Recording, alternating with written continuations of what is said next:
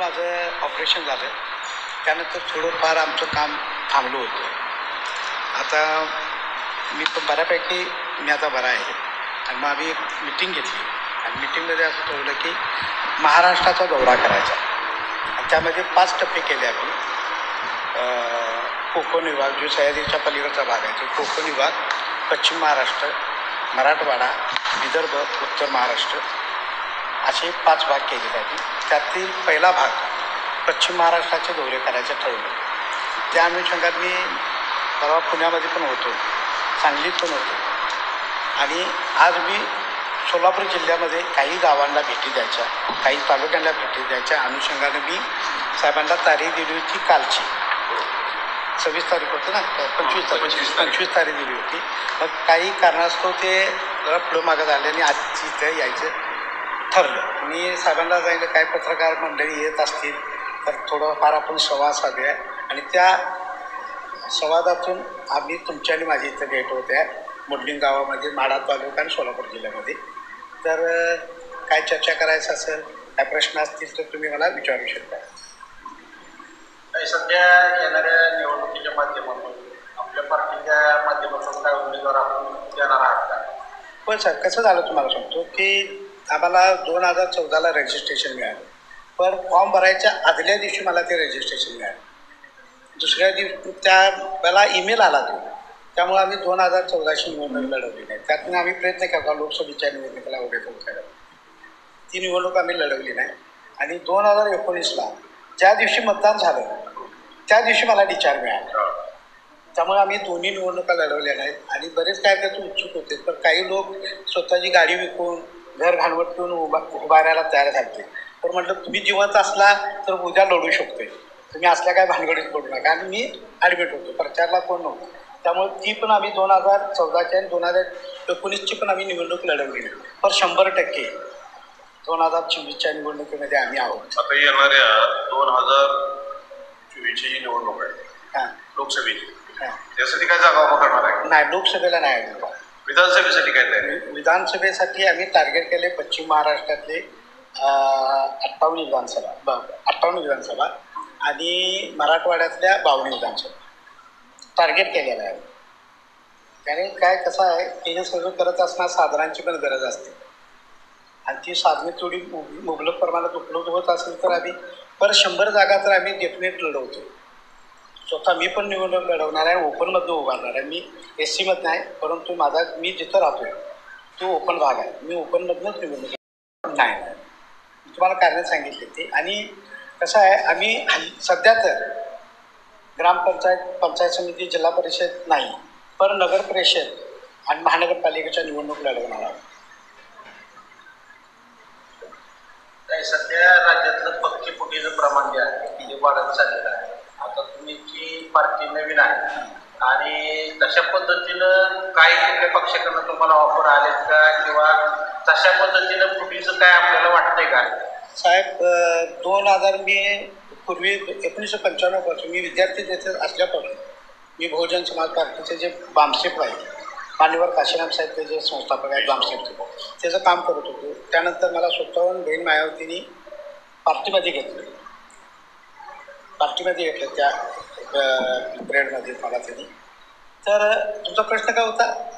आता पक्षीफुटी मोठ्या प्रमाणात राज्यात ऑफरचं. तर मला स्वतः बहिणजीने मला पार्टीचं काम दिलं माझ्याकडं, BSPचं. आणि 2004ला मी कोल्हापूरमधनं मला ज्यू मॅरी हॉटेलला बोलवून घेतलेलं बहिणजीने. आणि तिथं मला तिकीट दिली होती. मी निवडणूक लढवली. तेव्हापासून मला वाटते ज्यावेळेला आदरणीय पवारसाहेबांचा पक्ष फुटला त्यावेळेला कोल्हापुरातल्या काही लोकांनी मला बोलवून घेतले आणि तुम्ही आमच्या पार्टीचं काम करा म्हणून सांगितलं. बऱ्याच पार्टीनं, शिवसेना असेल, हे लोक बोलवतात. परंतु मी एक कट्टर आंबेडकरवादी आहे, मी बहुजनवादी आहे आणि केडर बेसमध्ये मी तयार झालेला माणूस आहे.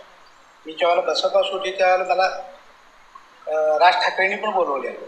आम्ही गेलो होतो यशवंतराव चव्हाण नाट्यगृहाच्या तिथं. पण काही आमचं तिथं हे झालं नाही की मला माझ्या जातीचं संघटन काढायचं होतं. मला जी बसपाचा अनुभव आले वाईट, की भारतात जर तुम्हाला मी तुमचं मत सांगायचं पण मी माझं मत सांगतो.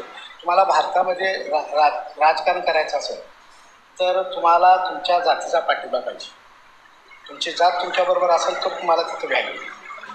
आणि म्हणून मी बसपा सोडल्यानंतर मी मातक सेवा संघाची स्थापना केली. आणि त्या काही लोकांना ते मान्य नव्हतं की तुम्ही डायरेक्ट आमच्या पक्षात काम करा. त्यावेळेला पण तो खूप प्रस्ताव थोडकून लावला. मला अजूनही बोलवतात पण मी जाऊ शकत नाही. माझं झोपडं असलं तरी चालेल. आमचं झोपडं आहे पण स्वतःच आहे. आमचे उमेदवार नाही निवडून येऊन देत पण आम्हाला ह्या आत्ताच्या वर्तमान काळाच्या आंदोलनात आम्हाला श्रेय नाही मिळालं तर चालेल. मला पण आनंद असतो पुढच्या पिढीला ते श्रेय मिळालं. मला त्याचं दुःख होणार नाही. आणि आमचे हे आंदोलन पुढच्या पिढीसाठी आहे. आता तुम्ही सांगितलं की आंबेडकरवादी म्हणून आम्ही या पक्षाची किंवा याची स्थापना केली आहे. परंतु आता आंबेडकरवादीमध्ये अशी परिस्थिती आहे. एका बाजूनं रामदास आठवले भारतीय जनता पार्टी बरोबर, महाविकास आघाडीबरोबर प्रकाश आंबेडकरांचं चालू आहे, मायावतीचं आपण बघतो BSP. तर अनेक ठिकाणी आंबेडकरवादी या संघटना सगळ्या विभागल्या गेलेल्या आहेत. याचं एकत्रीकरण जोपर्यंत होत नाही तोपर्यंत एक दिल्यानं किंवा एक मुठीनं या संघटनांचे उमेदवार निवडून येऊ शकत नाहीत. आपण बघितलं की आम्ही पंढरपूरमधून रामदासजी आठवले साहेबांना निवडून दिलं. ज्यावेळेला ते पुन्हा शिर्डीत गेले तर तिथं ते निवडून येऊ शकले. तर माड्यातून बघितलं काय परिस्थिती. माड्यातून ते उभा राहिले नाहीत. पवारसाहेब उभारले, पवारसाहेब निवडून आले. दुसऱ्या टर्मला पवारसाहेबांना भीती वाटली की जो रिपोर्ट होता ग्राउंड रिपोर्ट त्याच्यात असं गेला की तो माड्यामधून धोकादायक आहे. ते पुन्हा उभारलाय. तर अशा परिस्थिती निर्माण झालेल्या असताना मग तुम्ही आंबेडकरवादी म्हणून सगळेजण एकत्रित यायला काय अडचण काय याबाबत काय किती चर्चा झाली? प्रश्न अतिशय सुंदर केला तुम्हाला. मुळात ह्या लोकांना आंबेडकरवादी म्हणणं चुकीचं आहे. हे प्रायव्हेट लिमिटेड कंपनी आहेत. हे आंबेडकरवादी नाही आहेत. हे प्रायव्हेट लिमिटेड कंपनी आहेत. यांनी स्वतःचे पक्ष बघा आठवड्यांच्या पुढे हे आहे. आणि यांनी स्वतःची घरं स्वतःच्या कुटुंबाला स्वतःच्या पेपावण्यांना मोठं करण्यासाठी या प्रायव्हेट लिमिटेड काढली आहे. आंबेडकरवादी होऊ शकतो. आंबेडकरांचा उद्देश तुम्ही आता RPIचा उल्लेख केलाच म्हणून मी बोलतो. साधारण RPI रिपब्लिकन पार्टी आपले एक साधन आहे साहेब. बघा साहेब मी काय सांगतो हे साधन आहे. साध्य काय या देशातल्या जे बहुसंख्याक लोक आहेत त्यांना जे भारतीय राज्यघटनेने हक्क अधिकार दिलेले आहेत, काय अधिकार विशेष अधिकार दिलेले आहेत, ते विशेष अधिकार मिळवून देणं पार्टीच्या माध्यमातून हा उद्देश आहे. आणि तो उद्देश साध्य करण्यासाठी साहेब रिपब्लिकन पार्टीची स्थापना झालेली आहे. रिपब्लिकन पार्टी ऑफ स्थापन करणं हा उद्देश नाही आहे. उद्देश काय जे वंचित लोक आहेत, पूर्वी दलित पॅंथर होतं नाही ऐकून जे वंचित लोक आहेत ज्यांना भारतीय राज्यघटनेने जे विशेष अधिकार दिलेले आहेत ते अधिकार मिळवून देणं हा उद्देश होता बाबासाहेबांचा. आणि त्यासाठी बाबासाहेबांनी सर्व जाती धर्माच्या लोकांना, त्याच्यामध्ये ब्राह्मण लोकांना पण बाबासाहेबांनी त्यावेळेला त्या काळामध्ये पत्र लिहिली होती. आता काय RPIची कंडिशन एका जातीचे लोक आहेत. त्यामध्ये मी गेलो ना त्यातनं, मी बसपाचं काम केले पण मी त्यातनं बाहेर पडलो. मी कुठल्या मला स्थानिक लेवलला मी आज इथे येताना 50 लाखाची गाडी घेऊन आलो असतो साहेब. मी गेलो ना, मी पक्ष दिल्लीत गेलो 3-4 वेळा गेलो, 10% पैसे काढले. ह्याचं प्रमाणपत्र आहे. मी कट्टर आंबेडकरवादी आहे. ह्याचं प्रमाणपत्र आहे. मी साधं माझ्या स्थानिक लेवलचं राजकारण करत असतो तरी पण मला भरपूर काय मिळालं असतं. अजून पण मिळवू शकतो. तर मी घेऊन काय करू शकतो. मला गद्दार म्हणून पुढच्या पिढीकडे जायचं नाही. मी 2 चमचे चांगलंच खातोय. बऱ्यापैकी चांगले कपडे असतात अंगावर. माझ्या मुलांना चांगलं शिक्षण दिलेलं आहे मी.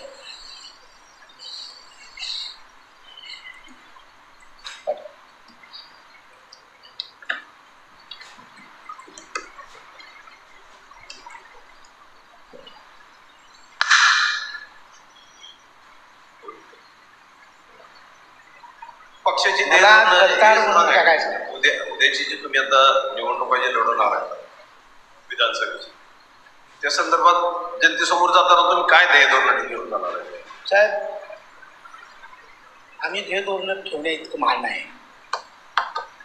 आम्हाला आमच्या महापुरुषांनी आमच्या महामानवांनी एवढं लिहून ठेवलेलं आहे की आम्ही तेच पुढे घेऊन जाणार. जो गौतम बुद्धांच्या आंदोलनाचा उद्देश होता. समता स्वातंत्र्य न्याय आणि बंधुत्वावर आधारित समाज व्यवस्था निर्माण करून बहुजन हिताय बहुजन जास्तीत जास्त लोकांपर्यंत सत्तेच्या माध्यमातून जी सामाजिक राजकीय आर्थिक शैक्षणिक सांस्कृतिक आणि धार्मिक व्यवस्था आहे त्यामध्ये सर्वांना समान अधिकार असला पाहिजे. हे जो गौतम बुद्धाचा आंदोलनाचा उद्देश होता तो तुम्ही संतांच्या आंदोलनाचा उद्देश आहे, तो छत्रपती शिवाजी महाराजांच्या आंदोलनाचा उद्देश आहे.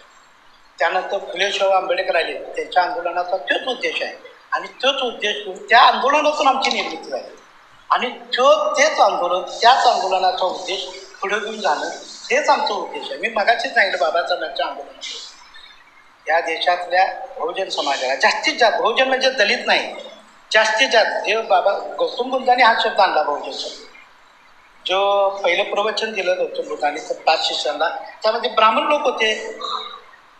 आम्ही कसं म्हणू शकतो की बहुजनामध्ये ब्राह्मण नाहीत. गौतम बुद्धांनी जे पहिलं प्रवचन दिलं त्यामध्ये ते म्हणतात बहुजन येतात बहुजन ते 5 शिष्यामध्ये 3 ब्राह्मण होते. आम्ही सर्वांना आम्हाला ब्राह्मण चालणार परंतु अशा विचाराचा की त्याला सुद्धा आणि आहेत भारतामध्ये असे आहेत त्याला सुद्धा सर्व लोकांना सामाजिक राजकीय आर्थिक शैक्षणिक सांस्कृतिक धार्मिक अधिकार मिळाले पाहिजे अशा विचाराचे प्रत्येक माणूस आमच्याबरोबर येईल आणि त्या उद्देशासाठी आम्ही हे करावं. म्हणजे आम्हाला यश मिळेल न मिळेल हा भाग लांबचा आहे पण आम्ही जे ठरवलेलं आहे ते पुढे घेऊन चाललो आहे का नाही हे लय महत्त्वाचं आहे आणि हे चौकात आम्ही हेच सांगणार आहे. आम्ही त्यासाठी पुढे चाललो आहे जुमलेबाजी नाही करणार. 2 महत्वाचे प्रश्न आहेत. आता सध्या राज्यातील वातावरण आरक्षणाच्या मुद्द्यावरून काय ते आरक्षणाचं सध्या राज्यातील वातावरण आरक्षणाच्या मुद्द्यावरून पेटते. त्याकडे तुम्ही कसं बघताय आणि दुसरा प्रश्न असा आहे सगळ्यात महत्वाचा आता तुम्ही विधानसभेला तुमच्या पार्टीचे उमेदवार देत आहे तर ती येणारी निवडणूक ही बॅलेट पेपरवरती व्हावी का EVM मशीनवरती व्हावी याबाबत आपण काय सांगा. थोडासा वेळ लागला याचं उत्तर द्यायला साहेब. EVM मशीन कधी आलं साहेब भारतामध्ये नाही तुर्तात नाही. जगानं बॅन केला त्याच्यावर जगानं ते थांबवलं त्यातनं मतं चोरता येतात हे जगाला माहिती झाल्यावर जगानं बंद केलं आणि 1977 पर्यंत काँग्रेसला भारतामध्ये मातबर असा विरोधी पक्ष नव्हता. भारतामध्ये 1977 पर्यंत विरोधी पक्ष द्विपक्षीय संसदीय पद्धत आहे आपल्या भारतामध्ये. एक विरोधात असून एक सत्तेत असून विरोधकच नव्हता काँग्रेसला. जनता दलाच्या माध्यमातून मोरारजी देसाईच्या माध्यमातून ते देवेगौडा वगैरे सगळे एकत्र होते देवीलाल वगैरे सगळे एकत्र होते. मातबर विरोधी पक्ष निर्माण झाला. 77ला सत्ता घेतली मोरारजी देसाई प्रधानमंत्री झाले. 18 महिने सरकार चाललं त्यांचं. परत इंदिरा गांधी सत्तेत आल्या 81ला परत सत्तेत आल्या. ज्यावेळेला जगानं बॅन केलंय बंद केलं EVM मशीन मतं चोरता येतात हे सिद्ध झाल्यावर काँग्रेसनं EVM मशीन भारतात आलं. काँग्रेसच्या काळामध्ये EVM मशीन भारतात आलेलं आहे. कधी आलं जोपर्यंत मतं चोरता येत नाहीत हे सिद्ध झालं नव्हतं तोपर्यंत. पण ज्यावेळेला सिद्ध झालं मतं चोरता येतात त्यावेळेला भारतात हे मशीन आलं. म्हणजे काँग्रेस EVM मशीनच्या आधारित सत्तेत आला असं म्हणायचं का? माझे तुमचे 2-3 प्रश्न आहेत ते एकाच वेळा तुम्ही 2-3 प्रश्न केला. मतं चोरायसाठी आणलं हे आणि साहेब सगळ्या फायली RSSकडे आणि भाजपकडे आहेत काँग्रेसवाल्यांच्या. आता EVMला विरोध कोणी करायला पाहिजे जर तुम्हीच म्हणत असेल ह्यात मतं चोरता येत आणि हे खरं आहे. विरोध कोणी करायला पाहिजे विरोधी पक्षाने करायचा. आज काँग्रेस विरोध पक्षाने करत नाही. जे अंडू पक्ष आहेत किरकोळ ते विरोध करायला लागले. विरोधी पक्ष गप बसलेला आहे. बामसेट गेले इंटरनॅशनल न्यायालयात हे याच्या बॅन आणा म्हणून. काँग्रेस गप्प आहे. 100% मतं चोरतात. EVM बंद झालं पाहिजे. जगाने सिद्ध केलेलं जे महासत्ता राष्ट्र होते तिने ते मान्य केलेलं आहे आणि बॅलेट पेपरवर निवडणुका झाल्या पाहिजे. आरक्षणाच्या मुद्द्यावरून काय म्हणा कुठल्या आरक्षणावर मराठा राज्यातलं जो मराठा चालू आहे ओबीसीची मागणी सगळे समाज आरक्षण मागतायत कसं बघताय. आता आरक्षण मागतात याच्यात हे अधोगतीला चाललेत. हे कुणामुळे जायचं असतील सत्ताधाऱ्यामुळं. आज मराठासारखी मी गाडीत चर्चा केली मराठा काही जात अंडू नक्तू खेळू नाही ती मातबर आहे सत्ता संपत्ती आहे त्यांच्याकडं लोकसंख्या जास्त आहे. अशा मराठा जातीचे लोक आरक्षणासाठी कोटीनं रस्त्यावर उतरायल्यात. त्यांची दखल घेणार मी म्हणलं आपली काय दखल घेणार आहे. आणि मराठा साहेब ओबीसी आहे. मराठा ही जात कुठे आहे साहेब. मी MA इतिहासामधला आणि मी बाकीच्या पद्धतीत पण BBA केलेला आहे, BCom केलेला आहे. मी तुम्हाला सांगतो साहेब, मराठा ही जात तुम्हाला सांगतोय देसाई, सरदेसाई, देशमुख, कुलकर्णी, जोशी वगैरे ह्या त्या जाती नाहीत साहेब. हे सुलतानशाही आणि मोगलांमध्ये जे त्यांचं प्रशासन होतं इंग्रजांचं, सुलतान, मोगल आणि इंग्रजांचं जे सरकार होतं, त्या सरकारमध्ये प्रशासन असते. आत्ता पण प्रशासन आहे. त्या प्रशासनातली ही अधिकारी पदं आहेत आणि ह्या पदांना ही जाती केलेल्या आहेत. आणि मराठा जात ही OBCच आहे, ही बहुजनातली OBC जात आहे. ही त्यांना आरक्षण मिळायला पाहिजे ह्या मताचा आहे मी. आणि 2008ला मातंग समाजाची स्थापना आहे. रजिस्टर 2010चं रजिस्टर 2010चं आहे.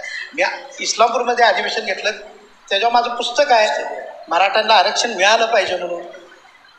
त्यात शूद्र आहेत धर्माप्रमाणे, वैदिक धर्माप्रमाणे, सनातन धर्माप्रमाणे, मी हिंदू धर्म शब्द जो वापरत नाही, धर्माप्रमाणे, सनातन धर्माप्रमाणे ते शूद्र आहेत.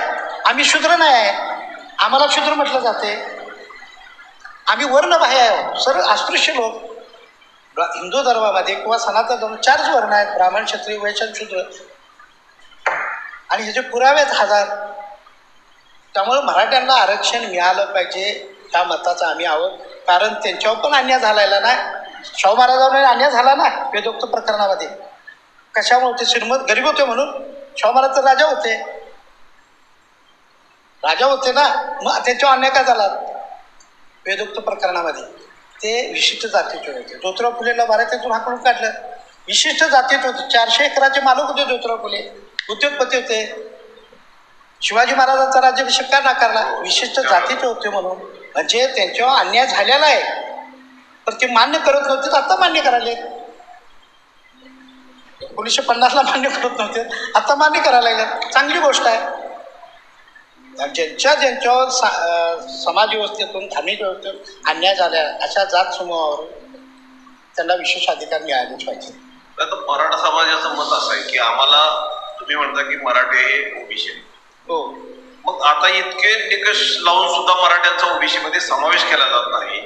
जी कुणबी सर्टिफिकेट काही लोकांची सापडलेली आहे, त्या सर्टिफिकेटच्या माध्यमातून त्यांनाच फक्त कुणबी म्हणजे OBC मध्ये समावेश केला. आणि इतर जो समाज आहे मराठा, त्यांच्यासाठी आता जे राज्य शासनानं परवा घोषणा केलेली आहे, विधानसभेमध्ये पारित केलेलं आहे, त्याच्यामध्ये 10% आरक्षण दिलेलं. मग ह्याच्याबद्दल तफावत काय? मग हे शासनाचे मी आता मग सांगायला नाही साहेब, ते कुणबीच आहेत. छत्रपती शिवाजी महाराजांच्या काळ, मी अलीकडे जात नाही, कारण मोगलांचा काळ आणि शिवाजी महाराजांचा काळ एक आहे. सुलतानशाही तुम्ही मागे जात नाही. पण छत्रपती शिवाजी महाराजांच्या काळामध्ये देसाई, सरदेसाई, देशमुख या आडनावाच्या, विशेष आडनावाच्या लोकांना ब्राह्मण वर्ग मराठा म्हणायचे. तुम्ही कुणबी नाही, तुम्ही मराठा आहात. आणि हे कधी आलं? आता न्हावी समाज सुद्धा मराठा लोक. हे कधी आलं? 1934ला गांधीजींनी, काही लोक गेले गांधीजीकडे की आम्हाला आमच्या जातीची लाज वाटते जात सांगताना. आता आपण रेल्वेचा जाताना एक ब्राह्मण बसला आहे, एक ख्रिश्चन आहे, एक मुसलमान आहे, एक अस्पृश्य आहे. आम्ही चौघजण चालू. तर विचारलं तुम्ही कोण? तर ब्राह्मण गर्वानं सांगतो मी द्विवेदी आहे, त्रिवेदी आहे, ब्राह्मण आहे. मुसलमान सांगतो मी मुसलमान आहे, गर्वानं सांगतो. रेल्वेतला प्रवास आहे. ख्रिश्चन मला ज्यावेळेस जात सांगायची त्यावेळेला मला जरासं कुठं ना कुठं लाज वाटते. असे काही लोक गांधीजीकडे गेले की आम्हाला आमच्या जातीची लाज वाटते. त्यावेळेला गांधींनी सांगितलं तुम्ही तुमच्या जातीचा स्तर वाढवून घ्या. आणि तिने चळवळ चालू अपग्रेडवर कास्ट. आणि मग काही लोकांनी काय केलं, न्हावी मराठा लावायला चालू केलं, कुणबी मराठा लावायला चालू केलं. ही चळवळ होत्या. त्याच काळात बाबासाहेबांनी चळवळ केलं, लो ग्रेड युअर कास्ट, तुम्ही तुमच्या जातीतच राहा, मी तुम्हाला हे सगळं मिळवून देणार आहे. आणि त्या काळापासून हे सगळं आलं मराठा. मुळात हे OBCच आहे, शूद्रच आहे धर्माप्रमाणे. ते फक्त स्वयंघोषित, मी माझ्या पत्रकामध्ये लिहितोय आहे, स्वयंघोषित सवर्ण. हे स्वतःला म्हणतात सवर्ण, तर धर्मानं कुठे यांना म्हटले? ते वाचलं पाहिजे ना, त्याला वेळ दिला पाहिजे. आणि आत्ता जे मराठा म्हणालात की आम्हाला मराठा म्हणून नको ते आरक्षण आहे, हे भाजपचे, RSSचे जवळचे लोक आहेत. आणि एक गोष्ट सांगतो तुम्हाला, मी निर्भीडपणे बोलणारा माणूस आहे. तुमचं मत मांडायचा तुम्हाला अधिकार आहे, मला भारतीय राज्याचा अधिकार दिला आहे माझं मत मांडायला. तुम्हाला सांगतो, मराठा जर नष्ट झाला महाराष्ट्रात तर ब्राह्मणशाही नष्ट होईल. जर ब्राह्मणशाही जिवंत ठेवायचं असेल, मनुष्यशाही व्यवस्थेत जिवंत ठेवायचं असेल तर मराठा जिवंत राहणं गरजेचं आहे. कारण ब्राह्मणशाही किंवा ब्राह्मण जी विचारधारा आहे पोचणारी कुठली जात असेल तर मराठा आहे. आणि ती भीती आहे ब्राह्मण लोकांना, भाजपला, आम्ही ब्राह्मण म्हणत नाही, भाजपला आणि RSS. आणि म्हणून ते म्हणतात तुम्ही आमच्यापासून काम जायचं आहे. आता सध्याची परिस्थिती आपण बघतो आरक्षणासंदर्भातली, काय म्हटलं आरक्षणासंदर्भातली आपण परिस्थिती बघतो की तुम्ही म्हणता की ते शूद्र आहेत म्हणून ओबीसी मध्ये बसतो. अशी परिस्थिती असताना छगन भुजबळ सत्तेत आहे, छगन भुजबळ सत्तेत असताना सुद्धा ते मग मराठ्यांना ओबीसी मध्ये घ्यायला का वेळोवेळी लागतात? का त्यांना विचारलं पाहिजे साहेब, त्यांना विचारलं पाहिजे. आणि ते त्यात ते एकच पक्षाचे आहेत, ते खुळ्या करतात आपल्याला. असं हे करत करत त्यांनी बरेच मोठे हे करून टाकलेत विधानसभेत.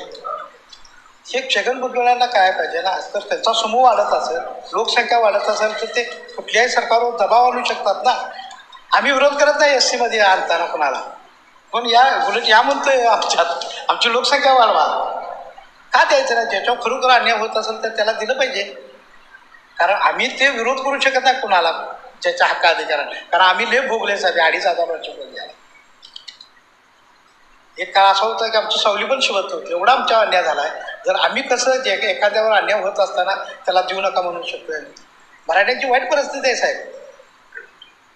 कन्क्लुजन काय करावं आता शेवटी या सगळ्या ह्याच्यात तुमचं कन्क्लुजन काय असेल? म्हणजे आरक्षणाबाबतीत सगळ्यात बाबतीत 1-2 वाक्यात सांगा. एकच पर्याय साहेब, जे फुले शाहू आंबेडकरवादी आहेत त्यांच्या हातात राज्याची पण आणि देशाची पण सत्ता असते, तरच हे सगळं तिढं सुटू शकतात. ज्यांनी तिढी निर्माण केल्यात ते सत्तेत असल्यावर हे तिढं कसं सुटतील? ज्यांनी बहुसंख्याक लोकांच्या हक्क अधिकाराला विरोध केला आणि ते सत्तेत बसले असतील आता, तर ते कसे ते अधिकार देतील? आणि म्हणून जे बहुजनवादी आहेत, फुले शाहू आंबेडकरवादी आहेत, जे समता, स्वातंत्र्य, न्याय आणि बंधुत्वाच्या विचारधारेचे समर्थक आहेत, असे लोक सत्तेत आले पाहिजे, तर हे सगळे नाहीतर हे शक्य नाही, हे कदापि होऊ शकत नाही. विषमतावादी लोकांच्या हातात सत्ता आणि तुम्ही समता कशी निर्माण करणार? अन्याय करणाऱ्या लोकांच्या हातात सत्ता आणि तुम्ही न्याय कसं देणार? माणसामध्ये, प्रांतामध्ये, भाषेमध्ये ते निर्माण करणाऱ्या लोकांच्या हातात जर सत्ता असेल तर तुम्ही बंधुभाव कसा निर्माण करणार? कसं शक्य आहे?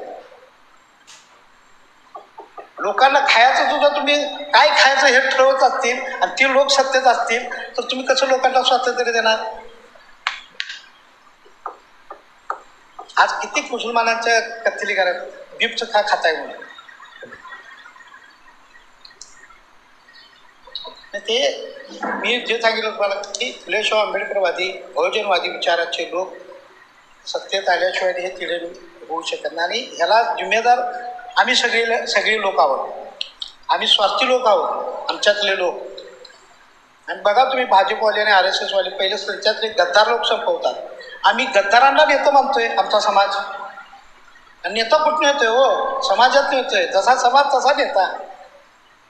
त्यांच्या पाठीमाग माझ्या पाठीमागे कोण आहेत बघा, कॉन्ट्रीब्युशन येतो आम्ही, अशी लोक आहेत माझ्या पाठीमागे.